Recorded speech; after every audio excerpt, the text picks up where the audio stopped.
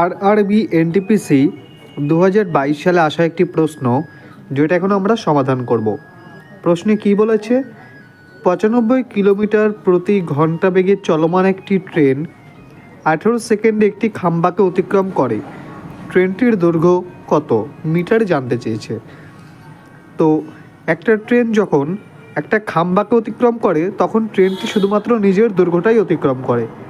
তাহলে ওই খাম্বাকে অতিক্রম করতে যা টাইম লাগবে, সেই টাইমে ট্রেনটি যতটুকু যাবে সেটাই হচ্ছে ট্রেনের দৈর্ঘ্য। তো ট্রেনের গতিবেগটা কত বলেছে না 95 কিলোমিটার প্রতি ঘন্টা।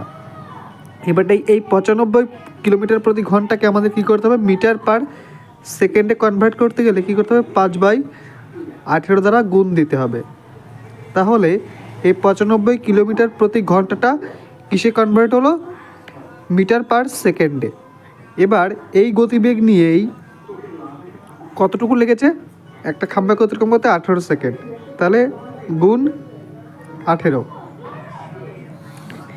এবার ক্যালকুলেশন, 5 আর 95 গুণ করলে 475। তাহলে এটির উত্তর হয়ে যাবে অপশান এ। তাহলে ট্রেনটির দৈর্ঘ্য 475 মিটার।